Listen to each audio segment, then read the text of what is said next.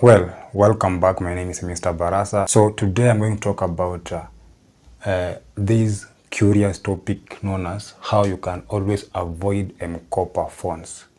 These are smartphones that usually people go buy upfront with an upfront kind of a deposit, and then you will be paying on a monthly basis or weekly or even daily. Most definitely it is always on a daily basis. So is it worth it? That's what I'm delving into today as I share with you on how you can always find other ways on how you can have these phones. So most likely an Mkopa, it's just a brand that is well known in the country. If you're watching me from Kenya, you know very well Mkopa, it's a very known brand kind of a phone or a company that sells smartphone on hire purchase. So the bigger thing here is I'm going to talk about hire purchase smartphones.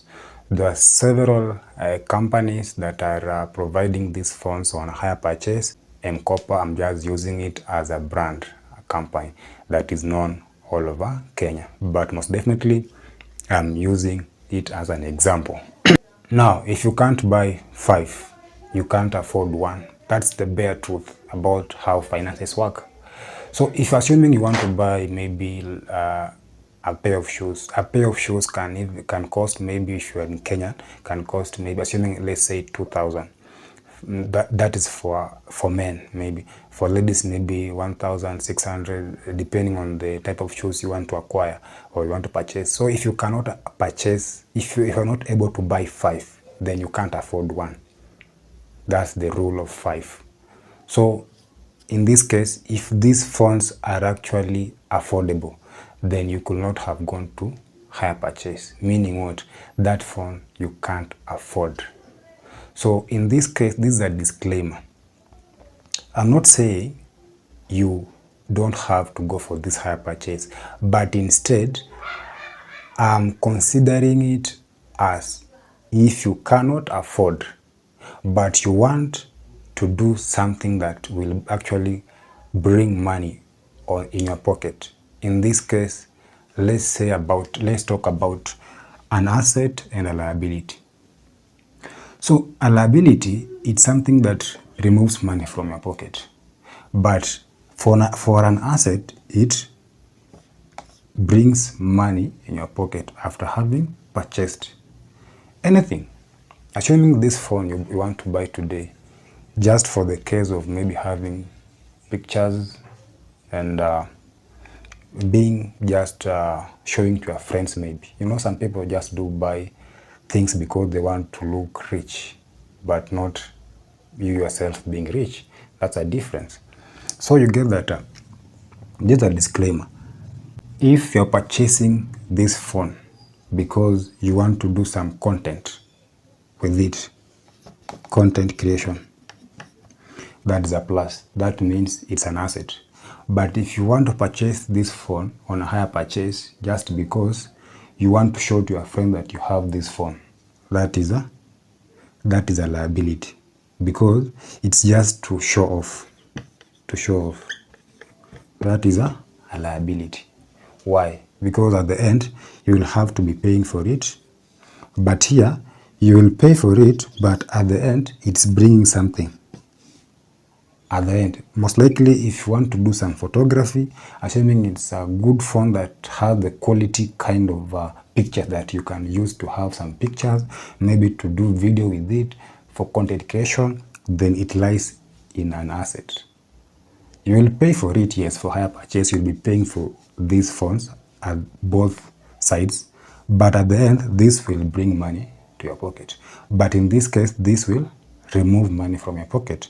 Now in this category, if you just want to show off to some friends or to look like you can afford it or you can have it, but at the end it is removing money from your pocket, then this falls under a liability. So that is a disclaimer. Now, number 1, hidden cost of phones. In fact, they are smartphones. So you find that if you don't have a calculator, you can actually acquire one. I have my phone that I'm going to do this with. So let's say maybe a phone, this is a smartphone, cost maybe 20,000. In this case, you find that this is the market price. So this phone is the price that if you go there with cash, this is the amount that you'll be sold at. But in this case, you are told maybe deposit like 5,000, right? So we are discussing about hidden cost of these funds. 5,000. This is the amount that you have to deposit upfront. So this money, you are not even told on where or what happens with this money, but you'll be told put 5,000 upfront, and then after having deposited this amount, you'll go ahead again to start paying maybe like 100 shillings. I'm just using this is just an example. So you find that you have deposited 5,000 plus 100 shillings. In these 100 shillings, you can be paying on a daily basis. So if it's 100 basis, 100 bob, then this will be 100 shillings times 365 days. I'm just doing it for 1 year. But in other circumstances, you'll be told you can even pay up to 50 bob, 50 shillings for 24 months. That is 2 years. So if someone looks at it very shallow, you'll get that you can say, oh, 50 shillings only a day, then this is more affordable. But remember, you can't afford it when it comes to if you are being told to buy on a market price or cash. So if I'm just doing it for 1 year, but in circumstance you want to take it maybe for a longer period, then what happens? You will pay even more. So let's just work with 1 year. That is 365. So 365 times 100, that becomes 365, 1, 2, 1, 2, 3. So it becomes 36,000. I think I'm doing good up to that. So when you have this, remember it was 20,000, but you are being told this phone, if you pay it within 1 year, then you'll have to pay 36,000, this amount here, 36,500. And remember, you had paid upfront of 5,000. So it becomes, sorry, I have to do it. So it becomes 36,500 plus 5,000. So it becomes 41,500. Remember, it's upfront plus 365 days. These 365 days are multiplied by 100 bob per day. So you will go ahead to pay 41,500 at the end of this period. But remember, the original amount, if you had purchased this phone on the market price, cash price, you'll have bought it at 20,000. But you are going ahead to pay 41,500. So meaning it's double. If you can do the mathematics here, you'll get that this is double. So you'll get 1,500 higher than the normal price. So in this case, the hidden cost of this phone, it's actually more than what you can actually have as one. So meaning you have purchased 2 phones unknowing. That's the maths. Numbers don't lie. You have purchased 2 phones and 1,500 on top. So does it make any sense? Sorry. Does it make any sense up to that? Number 2, let's look at long-term financial commitments. So in this case, you'll find that the contract states if it's 1 year, I'm just working with the 1 year scenario. So you'll find that if it's 1 year, if it's an Mkopa or whatever the service provider you're working with or the company brand that you're working with, you'll find that in that long-term financial commitment, you'll find that at some point you are locked in a contract. You are locked in contract where you must do the payment until to the last time of you paying that amount. If it's daily, you must do the payment on a daily basis until the last day. If it's weekly, you must pay the weekly payment until the last day. If it's monthly, you'll have to pay the monthly payment until the last very day.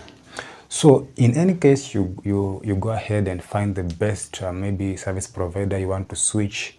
You can't do that. Why? Because you are locked into that contract. So you have to pay until the last very day. Now in this case, assuming you don't pay, if it's 100 shillings per day, what happens? That phone is automatically switched off. If you had like an emergency, maybe you want to attend to, maybe you want to do something with that phone can't work. You can't even be reached at some point. You can't operate anything in terms of reaching out to other people. So it's a locked kind of contract that it even goes ahead in terms of your finances, your finance flexibility. If you want to switch to another brand or switch to another company, you can't do that. Why? Because you are fixed and it's rigid. You can never escape until the very last day. So if it's 1 year, you'll pay 100 shillings until the end of 365 days. And we've just talked about you'll have to pay around for 1,500 in a scenario. It's a commitment that you entered that you'll have to do with this until the very last day. Number 3, I'll talk about quality and performance issues. So with these phones, maybe for Mkopa or those other brands or companies that you may want to work with or have phones on hire purchase. So you'll find that these phones sometimes, most likely they are of low end. They are of low end models which sometimes don't meet users' expectation when it comes to running most of the latest apps. Sometimes they may not actually do well with the latest apps, and even just they be slow sometimes because they have limited kind of storage, and then you'll find that they doesn't meet expectation that you might really struggle when running multiple kind of apps that are simultaneously being used on your phone. So you'll find that you will actually struggle, and that experience will not be that as what you expected. So personally, for example, I had a friend who could tell me that this phone is not working well just after around 6 months or in the period of you servicing that loan as you use that phone. It becomes now, it comes to a point where these phones start hanging because, you know, with what I've explained, they have limited kind of storage, most of them, but not all, because that's what someone can afford. So you find that it works slow, and in that case, someone does not have the expectation that he or she is having that phone. So most likely it's a low-end kind of models that are affordable to common people. Number 4 is limited flexibility with contracts. So you find that whenever you've entered into those contracts of you paying that phone until the last very day, you must adhere to that until the very last day you finish paying for that phone. So there's no cancellation. If maybe you go ahead and find the better option, maybe for another phone, you can never cancel that. And if it's a must for you to cancel, then you will have to do it during the early stage, which will attract more penalties when it comes to canceling. In this case, you are locked into that kind of a contract, so there's no point you'll ever get out until you finish all the payments. The last option is actually looking at the better alternatives to consider for you not to go for hire purchase smartphones. So in one way or another, I'll consider saving up. So if you can always save up, if at all you can manage to be paying 100 shillings per day, then that means if you are serious enough, you can go ahead to purchase that 20,000 smartphone within half a year, that is 6 months. So why don't you consider it by putting it somewhere? Maybe if it's a fixed kind of account, you can do that. Keep saving until the 6 months time. When it elapses, go buy this phone with cash, and that will not drain you in terms of getting a lot of money from your pocket, because all these people are just after the interest. This interest, it's more than even the personal loan that even someone can go for. So why don't you consider saving as one of the ways on how you can purchase this phone easy way. The second thing that you can do is actually zero interest financing. If you are able to visit any retail shop that sells these phones cash, I mean the market price, you can go ahead and negotiate with them, and you tell them you want to purchase this phone, but you want to do it with the zero interest financing, in a way that you can tell them you will be having some money.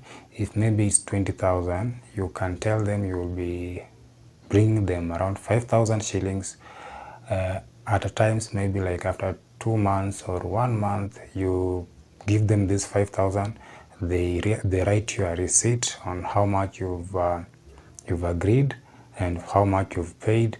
They keep updating that receipt as you come. So you go pay 5,000 maybe or 2,000.